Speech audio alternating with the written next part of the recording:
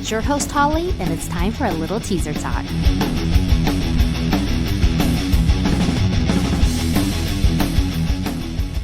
Inkcarceration, America's rock, metal, and tattoo festival with Slipknot. Falling in Reverse, Five Finger Death Punch. Plus Marilyn Manson, 3 Days Grace, Beartooth, Knocked Loose, Lamb of God, Parkway Drive, I Prevail, In This Moment, and so many more. Report to the Ohio State Reformatory on July 18th through 20th, 2025 to face your sentencing. 3 days of rock, tattoos, and the return of the Haunted Blood Prison. Passes for Inkcarceration are on sale now at inkcarceration.com. What is going on, everyone? I'm here with Cliff, not Phil, from Trichologic. How are you? Good, how are you? I am Good, how are fabulous. you? We're at day 2.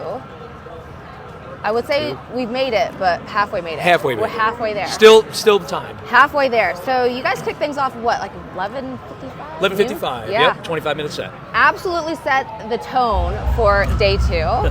How did you feel like with the audience? Because, man, they were early risers today. They were rowdy and they were early. Yeah, Ohio loves its metal. It's nice to see, so that was super cool.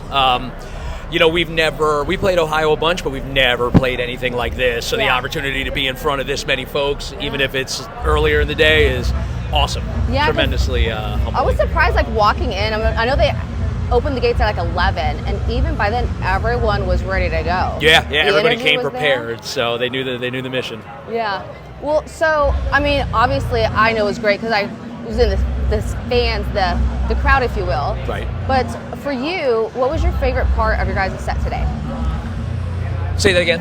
What was your favorite part of your set today? Oh, you know, it's interesting.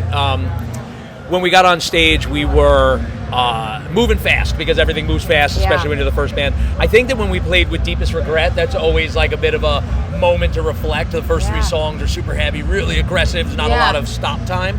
But in that song, we get a moment to kind of take a step back, you know, a little bit of melody, and then get to observe. Yeah. And that's always the point where I kind of check in with where I am in the show, and it's like, whoa, look at all these people. This is really crazy. Yeah. Look at that guy. Look at them. That's a T-shirt. Like, it's awesome. That is so awesome. Yeah. So you guys recently dropped a new single, was it in May, right? Yes. Yes. So let's talk about the Now You Belong with the Dead. Let's talk about that. Talk about, like, what was the influence? How was just everything in the creation part of it? Yeah, it was pretty wild. So, you know, the band got back together in 2016, and we started writing again, and it produced 2 finished singles, Vices and Don't See Ghosts, and the framework for Now You Belong with the Dead, which wasn't the title at the time.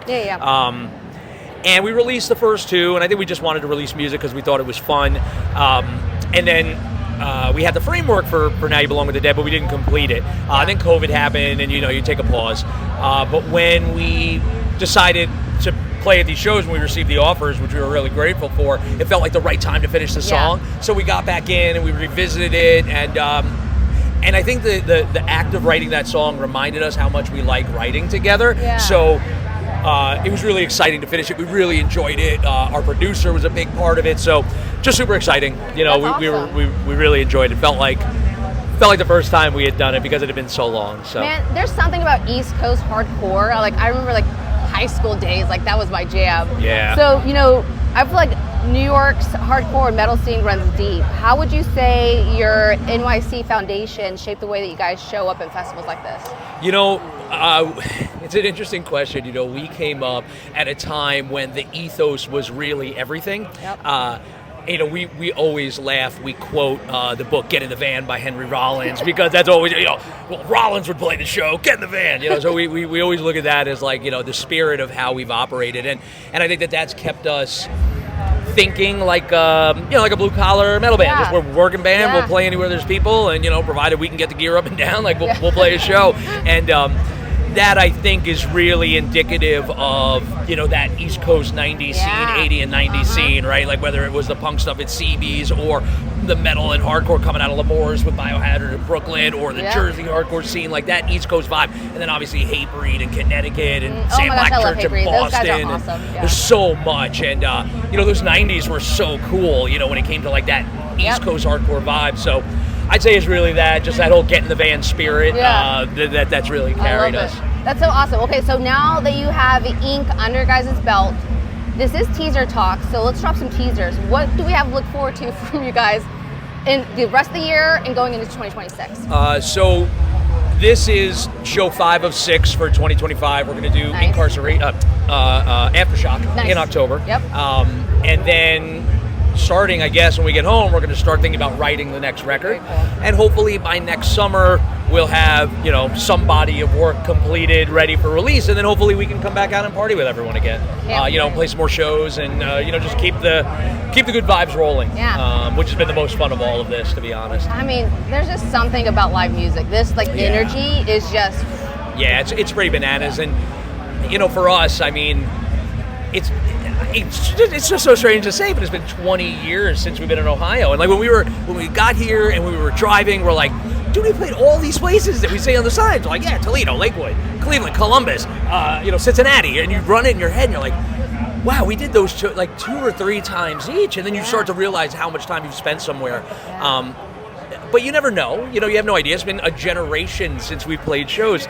So to see people wearing the old school Dry Kill shirts and know the lyrics, that's just crazy. Very surreal, and we're just very grateful for all of it. There's a lot of stuff to listen to, a lot of stuff to see. So to spend any time with us 20 years later, it's not lost on us what that means. That's so awesome. Well, I'm so glad you guys are here too. Awesome. It was phenomenal. Thank you guys crushed it. And man, thank you so much for hanging out. It was a great I conversation. appreciate you.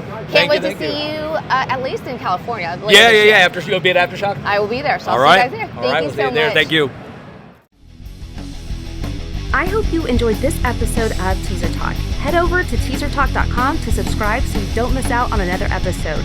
Until next week, keep rocking.